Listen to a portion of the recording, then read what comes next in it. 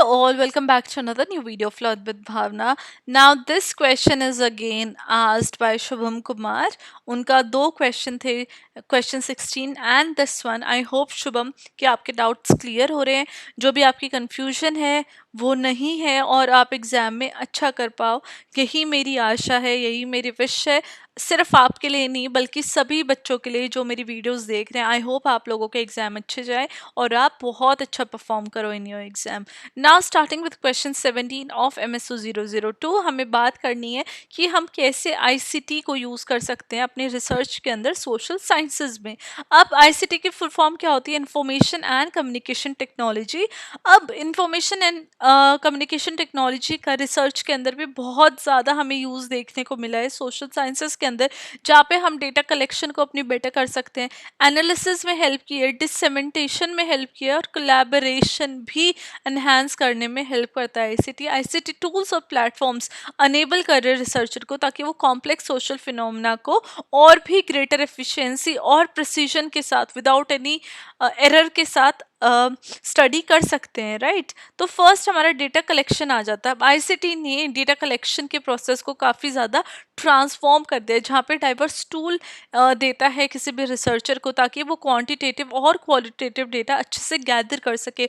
Online surveys दे रखे, mobile apps हैं, digital ethnography है, जिसने डेटा कलेक्शन को और भी ज़्यादा ईजी बना दिया है जोग्राफिकल डिस्पर्स्ड पॉपुलेशन के लिए. राइट. फॉर एग्जाम्पल, अगर एक सोशोलॉजिस्ट स्टडी कर रहा है किसी भी पब्लिक ओपिनियन को क्लाइमेट चेंज के ऊपर, तो वो ऑनलाइन सर्वे टूल्स यूज़ कर सकता है, जैसे गूगल फॉर्म हो गए या फिर सर्वे मंकी हो गया, ताकि वो एक ग्लोबल ऑडियंस को क्विकली और कॉस्ट इफेक्टिवली रीच कर सके. सिमिलरली सोशल मीडिया प्लेटफॉर्म जैसे ट्विटर या फेसबुक हो गया, उसको भी वो एनालाइज कर सकता है और अंडरस्टैंड कर सकता है कि लोगों के अंदर जो ट्रेंड्स है और सेंटिमेंट्स है वो कैसे चेंज हो रहे हैं, या आज के टाइम पे कैसे ये ट्रेंड्स और पब्लिक सेंटिमेंट्स को शेप कर रहे हैं. राइट.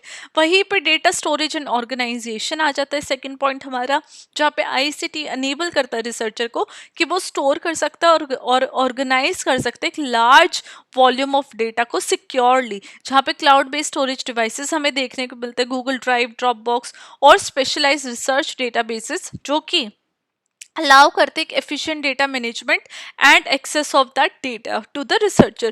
For example, अगर एक researcher किसी भी सेंसर डेटा को एनालिसिस कर रहा है, तो वो उस डेटा को वास्ट डेटा सेट्स में स्टोर कर सकता है क्लाउड बेस्ड प्लेटफॉर्म में और कैटेगराइज कर सकता है उनको इजी रिट्रीवल के लिए और एनालिसिस के लिए. इसलिए आईसीटी इंश्योर करता है डेटा सिक्योरिटी की, क्योंकि वो एनक्रिप्टेड होता है और कंट्रोल्ड एक्सेस उस डेटा की होती है, एज कम्पेयर टू अगर आप फिजिकल डेटा की बात करते हो तो फिजिकल डेटा वो उसमें आग भी लग सकती है. राइट. वो बर्न भी हो सकता है, गुम भी हो सकता है, गीला भी हो सकता है, या कोई उस फिजिकल डेटा को जो आपकी कॉपी है, पेजेस हैं, उनको कोई चुरा भी सकता है. राइट. तो इसलिए जो हमारा डेटा है on the laptop, on the screens, उसको कहीं ना कहीं इंक्रिप्शन और कंट्रोल एक्सेस होता है, वो सिक्योर्ड होता है ना. थर्ड हमारा आ जाता है डेटा एनालिसिस. अब आईसीटी टूल्स फैसिलिटेट कर रहे हैं कि एक एडवांस डेटा एनालिसिस हो, जहाँ पे स्टैटिस्टिकल, टेक्सचुअल और स्पेशल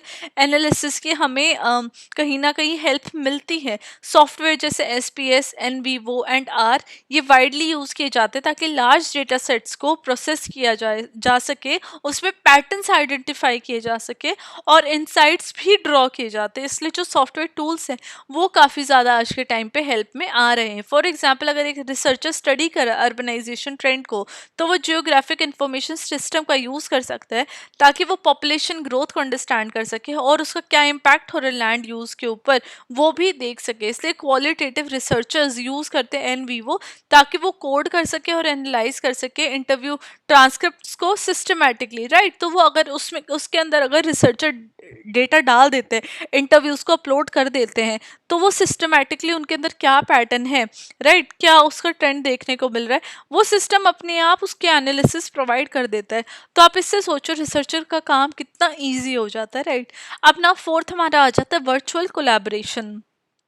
अब आईसीटी ने रिसर्चर्स को हेल्प की है कि वो कोलैबोरेट कर सकते हैं बॉर्डर्स इन रियल टाइम में. राइट. आज अगर कोई रिसर्चर बैठा हुआ है इंडिया में और उसको यूएस में कोई स्टडी करनी है, किसी और दूसरी स्टेट में स्टडी करनी है, तो वो वर्चुअल कोलैबोरेशन के थ्रू अपने घर पे बैठा दूसरी स्टेट के अंदर, दूसरी कंट्री के अंदर स्टडी कर सकता है थ्रू वर्चुअल मीटिंग, जैसे जूम हो गया, माइक्रोसॉफ्ट टीम्स हो गई, कोलैबोरेटिव टूल्स हो गए, गूगल डॉक के जैसे। वो अलाउ करते हैं रिसर्चर को ताकि वो अपने आइडियाज़ को शेयर कर सके और को ऑथर कर सके पेपर्स को इफेक्टिवली, एफिशिएंटली, राइट।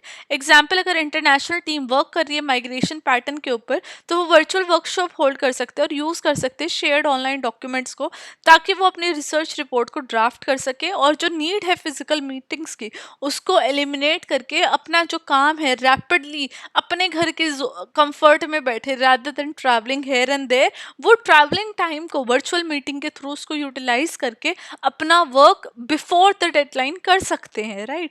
अब नाउ फिफ्थ हमारा आ जाएगा access to secondary data and literature. अब आईसीटी प्रोवाइड करता है कि vast amount of secondary data and academic literature, जहाँ पे डिजिटल लाइब्रेरीज हैं, जर्नल्स हैं, ओपन एक्सेस रिपोजिटरीज हैं, इनके थ्रू जो आईसीटी है वो रिसर्चर्स को एक vast majority of data and literature provide करता है, जहाँ पे रिसर्चर क्विकली रिव्यू कर सकते हैं एग्जिस्टिंग स्टडीज़ को और एक लिटरेचर रिव्यू भी बिल्ड कर सकते हैं, जहाँ पे वो अपने रिसर्च के अंदर जो भी गैप्स हैं उनको आइडेंटिफाई कर सकते हैं ईजिली, जैसे कि JSTOR, Springer link, Google Scholar, ये सब प्लेटफॉर्म सोशोलॉजिस्ट को हेल्प करते हैं कि वो पीयर रिव्यूड आर्टिकल्स को एक्सेस कर सके और स्टडी कर सके टॉपिक्स के ऊपर, जो भी टॉपिक के ऊपर वो वर्क कर रहे, जैसे जेंडर इक्वालिटी होगा, ग्लोबलाइजेशन हो गया, कास्ट हो गया, क्लास हो गया, whatsoever you name it and you have it on these platforms. Now six हमारा आ जाता है डिससेमिनेशन ऑफ रिसर्च फाइंडिंग्स। अब आईसीटी अनेबल कर रहा है रिसर्चर को कि वो अपनी फाइंडिंग्स को शेयर कर सके ग्लोबल ऑडियंस के साथ, जहाँ पे डिजिटल प्लेटफॉर्म, ऑनलाइन जर्नल्स और सोशल मीडिया जैसे प्लेटफॉर्म्स हेल्प करते हैं अपना वर्क शेयर करने के लिए। वेबसाइट भी बन सकते हैं, ब्लॉग्स भी, वीडियो प्रेजेंटेशन भी, जो कि रिसर्चर को एक्सेसिबल कर देते हैं बियॉन्ड एकेडमिक सर्कल। अब रिसर्चर अपनी रिसर्च को एक एकेडमिक सर्कल के बियॉन्ड भी एक्सेसिबल बना सकता है। एग्जाम्पल, एक रिसर्चर ने इन्वेस्टिगेट किया यूथ इन अनएम्प्लॉयमेंट को, और वो अपनी पब्लिश को फाइंडिंग्स को एक ओपन एक्सेस जर्नल के अंदर डाल सकता है और शेयर कर सकता है समरीज को लिंक्डइन या फिर रिसर्च गेट जैसे प्लेटफॉर्म पे, ताकि वो पॉलिसी मेकर्स या प्रैक्टिशनर्स तक रीच कर सके उसका वर्क।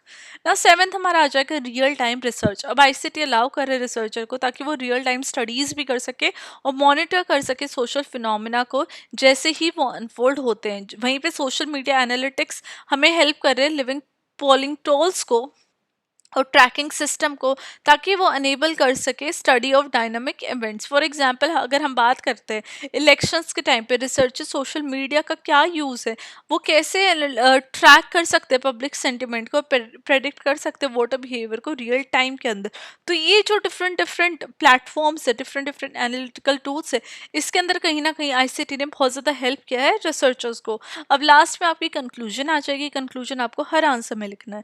तो यहाँ पे मैंने कंक्लूजन में मेंशन किया कि जब हम आईसीटी की बात करते हैं तो वो अपने आप में एक ऐसा रिसर्च टूल बना हुआ है जहाँ पे एफिशिएंसी, एक्यूरेसी और रीच कहीं ना कहीं बढ़ जाती है एक रिसर्चर के वर्क के ऊपर, जहाँ पे डेटा कलेक्शन से लेकर डिससेमिनेशन आईसीटी एनेबल करे रिसर्चर को कि वो कॉम्प्लेक्स क्वेश्चंस को ले सके और अपनी नॉलेज को इनोवेटिव वे के अंदर कंट्रीब्यूट कर सके। इसकी इंटीग्रेशन हमें हेल्प करती है कि जो सोशल साइंस रिसर्च है वो अभी भी रेलिवेंट है इस डिजिटल वर्ल्ड के अंदर, राइट। तो डिजिटल वर्ल्ड के साथ साथ रिसर्च भी काफ़ी ज़्यादा एक डिजिटलाइज्ड हो चुकी है, इवोल्यूशनाइज्ड हो चुकी है, और आईसीटी हेल्प करता है रिसर्चर्स को भी ताकि वो अपने रिसर्च को और भी बेटर कर सके और एक वास्ट नंबर ऑफ ऑडियंस तक पहुंच सके। तो ये हमारा क्वेश्चन 17 था जो कि शुभम कुमार ने रिक्वेस्ट किया था। आई होप शुभम आपके डाउट क्लियर हो चुके हैं। लेट मी नो कि आपको एक्सप्लेनेशन कैसी लगी, और कोई भी डाउट और कोई भी कंफ्यूजन है एनीबडी तो आप मुझे कमेंट कर सकते हैं। I will see you very very soon. अगर और कोई डाउट है, कन्फ्यूजन है किसी को, आई विल मेक श्योर कि मैं वीडियो बनाऊं if I have time in the future. Till then, study well, study hard, and everybody all the very best for your exam.